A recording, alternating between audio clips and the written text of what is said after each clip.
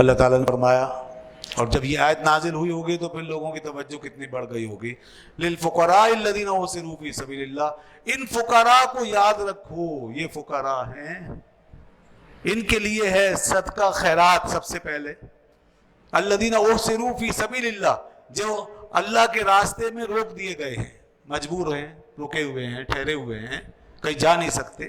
آگے فرمایا کہ لا یستطیعون ضربا فی الارض، یہ زمین میں چلنے پھرنے کے قابل نہیں ہے، یعنی اس کا مطلب یہ نہیں معذور ہے، اس کا مطلب یہ ہے کہ وہ کاروبار نہیں کر سکتے، یعنی دنیا کے لیے بھاگ دوڑ نہیں کر سکتے، وہ یہ زمین میں نہیں جا سکتے، یہ سفر نہیں کر سکتے، ان کے پاس اتنا سرمایہ کیپٹل نہیں ہے یہ جا کر کے کچھ کر سکیں، یہ بالکل تہی دست ہیں، خالی ہاتھ ہیں۔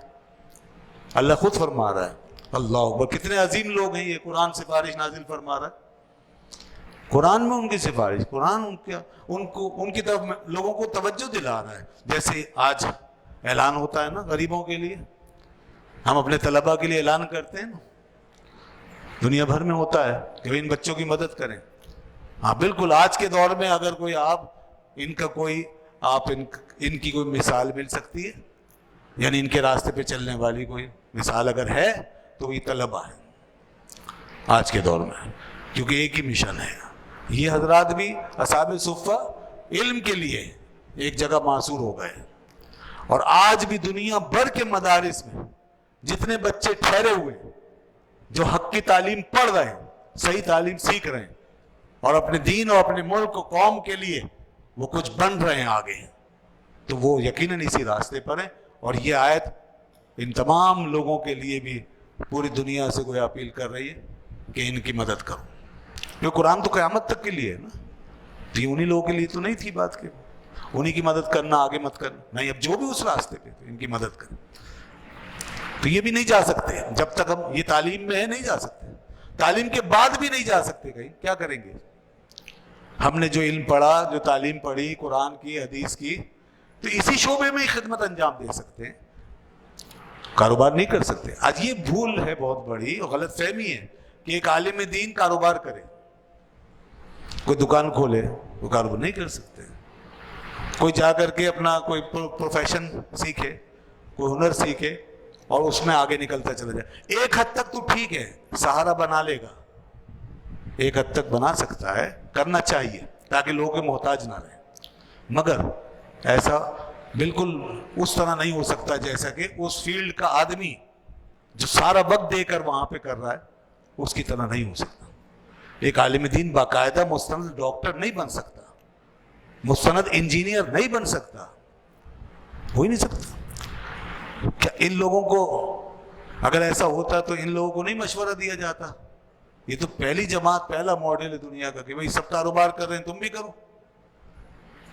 تم بھی ایسا کوئی راستہ نکالو، لیکن نہیں، اللہ فرماتا ہے لوگوں سے، اغنیاء سے ان کی مدد کرو، ان کو مجبور مت کرو کہ یہ اپنا مشن چھوڑ کے ڈیوائیڈ ہو جائیں اور کہیں جا کر کے یہ کام دھندا سنبھالیں اور ادھر سے توجہ کم ہو اور ادھر لگ جائیں، ان کو مجبور نہ کرو، ان کو مدد کرو، جب تک یہ بے سہارا، ان کی مدد کرو۔ یہ سلسلہ جو آج تک چل رہا ہے اور قیامت تک اسی طرح چلے گا، کیونکہ ذہن صرف ایک ہی طرف مکمل طریقے سے کام کر سکتا ہے۔ کتنے بڑے بڑے کارنامے انجام دیے علماء نے مدرسوں میں بیٹھ کر، مسجدوں میں رہ کر۔ ایک تو دین کی وہ خدمت کہ جو کوئی اور نہیں کر سکتا، کسی کو بھی باہر سے لا کر 5 وقت کے لیے یہاں بٹھا دو، دوسرے دن بھاگ جائے گا، کسی کے بھی ذمے لگا دیں یہ کام، کوئی بھی کام کر رہا ہے، کچھ بھی نہ کرے، فالتو بھی ہو تو بھی نہیں آئے گا، 5 وقت کی نماز یا اذان اچھے بھاگ جائیں گے، جتنی پابندی اور پنکچولیٹی ہے اس میں۔ یا ادھر آ کر کے باقاعدہ دین پڑھانا، روز آنا 3 سے 4 گھنٹے مطالعہ کرنا پڑتا ہے کم سے کم، ہر کتاب کا مطالعہ، پھر اس کے بعد طلبہ کو پڑھانا پڑتا ہے۔ اب بتائیے 6 گھنٹے وہ پڑھایا، 5-6 گھنٹے صبح، پھر 3-4 گھنٹے گھر میں پڑھے آدمی، اسٹڈی کرے، تو باقی کیا کرے گا؟ پھر کیسے کرے گا؟ تو یہ ایک مکمل فیلڈ ہے، مکمل خدمت ہے۔ اس میں بھی اگر کچھ لکھنا ہے، کچھ اور کرنا ہے ایکسٹرا، تو اس کے لیے الگ وقت چاہیے، دیکھیں آپ لکھنے والوں نے، علامہ غلام رسول سعیدی صاحب دنیا بھر سے الگ تھلگ ہو کر شادی بھی نہیں کی، یہ جھنجھٹ بھی نہیں پالی انہوں نے، بال بچے کچھ نہیں، اکیلے رہے تو یہ کام ہو گیا۔ بالکل ایک گھر میں کمرے میں بند ہو کر ساری زندگی لگا دی، 40,000 صفحات لکھ گئے، بیماریاں بھی تھی، سب کچھ تھا۔ کیا ایسے آدمی سے آپ یہ کہیں گے کہ باہر اپنا کچھ کاروبار بھی کرو بھائی، کوئی نوکری بھی ڈھونڈو، پھر یہ کام کرو؟ کیسے ہوگا؟ تو یہ کام مکمل یکسوئی چاہتا ہے، ہر کام یکسوئی چاہتا ہے، اور انسان دو جگہ دو کشتیوں میں سوار نہیں ہو سکتا۔ کوئی ڈاکٹر، کوئی پروفیسر، کوئی انجینئر یہاں اس طرح توجہ نہیں دے سکتا، دین کے معاملے میں اس طرح داخل نہیں ہو سکتا جیسا کہ دین کے اندر لوگ کام کر رہے ہیں۔ اسی طرح یہاں سے کوئی وہاں جا کر کے کوئی فیلڈ سے شعبہ سنبھالے، یہ بھی نہیں ہو سکتا۔ سب کی اپنی اپنی فیلڈ، اپنا اپنا شعبہ ہے۔ یہ پتہ چل رہا ہے یہاں سے کہ اللہ نے فرمایا دیکھو یہ جو لوگ وقف ہیں یہاں پر، اور یہ دین کے لیے وقف ہو چکے ہیں اور دین کا علم حاصل کرنے میں لگ گئے ہیں اور قرآن حدیث کو یاد کرنے میں مصروف ہیں، ان کے لیے تم ان کی مدد کرو، ان کے پاس جاؤ۔ اور اس میں کوئی حقارت نہیں ہے۔ لوگ سمجھتے ہیں کہ یہ صدقے خیرات پہ پلنا یہ کوئی حقارت کی بات ہے، یہ حقارت کی بات ہے۔ تانا بھی دیتے ہیں علماء کو، دیندار لوگوں کو اور مدرسے والوں کو، کہتے ہیں یہ صدقے خیرات پہ پلتے ہیں۔ نہیں نہیں نہیں، آپ اللہ کی کتاب کھول کے دیکھیے، سب سے پہلے اللہ نے سفارش کی ہے عظیم ترین لوگوں کی کہ ان کو صدقہ خیرات دو، تو ان کے بارے میں یہ کہیں گے کہ صدقے خیرات پہ پلتے تھے؟ نہیں، حضور نے ان کی عزت افزائی کی اور فرمایا یہ ہمارے مہمان ہیں۔ تو اسی طرح جو بھی آج دین کے لیے نکلے ہوئے ہیں یہ ہمارے مہمان ہیں، جو مدرسوں میں رہتے ہیں، پڑھتے ہیں، دن رات محنت کرتے ہیں، یہ مہمان ہیں۔ اور ساری انگلیاں برابر نہیں، سب کو ایک جیسا نہ سمجھیں۔ اسی سے نکلیں گے وہ علماء کہ جو آگے چل کے دین کی حفاظت بھی کر رہے ہیں اور ہمارے آگے کام بھی آ رہے ہیں، وہ یہیں سے نکلیں گے، کہیں اور سے نہیں۔ اب میں نے جو کہا 5 انگلیاں برابر نہیں ہیں، اس کا مطلب میں یہ بتانا چاہتا ہوں کہ کچھ لوگ اگر اسی طبقے میں سے نکل کے آج وہ ایک بدنما چہرہ لے کر اگر سامنے آئے ہیں اور ایک بری مثال اگر بنتے نظر آتے ہیں اور گندی زبان استعمال کرتے ہیں یا بے کردار ہو کر کے ہمیں نظر آتے ہیں، تو ان کو مثال نہ بنائیں، ان کو کوٹ مت کریں۔ ایسے لوگ یقیناً بڑا نقصان کرتے ہیں۔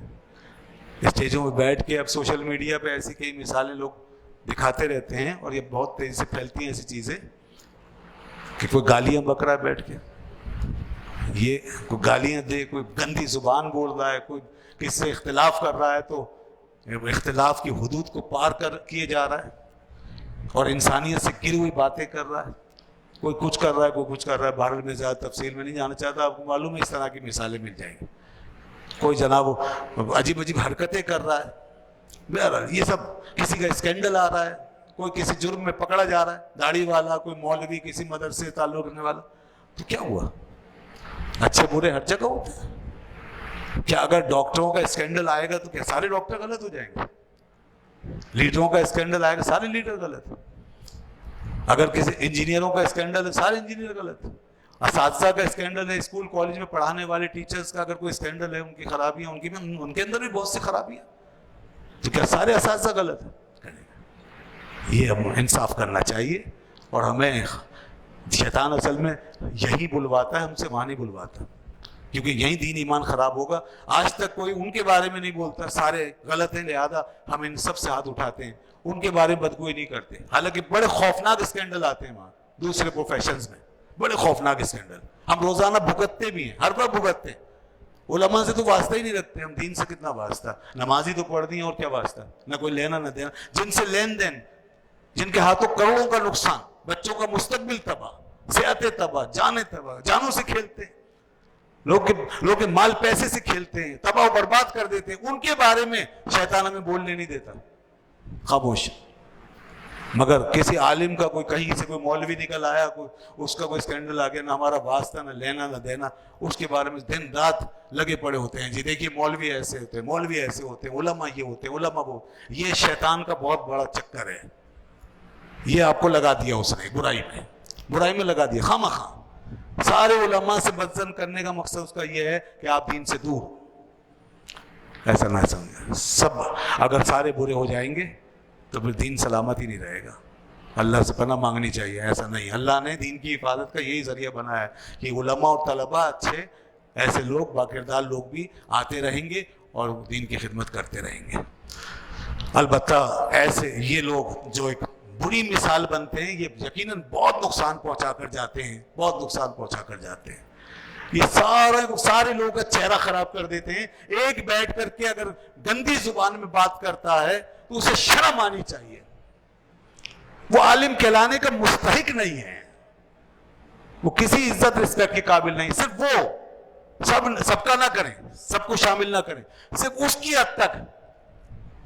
لیکن پھر بھی لوگ اتنے اندھے ہیں کہ اس کے پیچھے بھی چلتے رہنے میں فخر محسوس کرتے ہیں.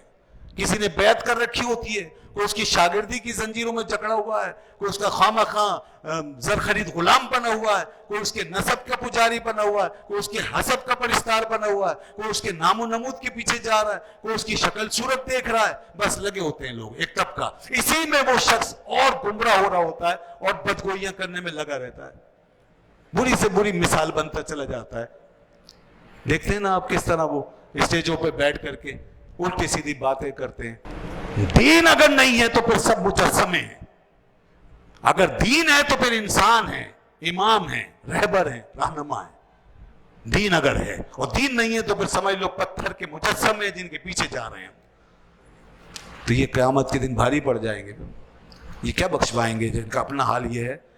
ان کو توبہ کرنی چاہیے اور دین کو بدنام کرنے سے, کروانے سے بچنا چاہیے.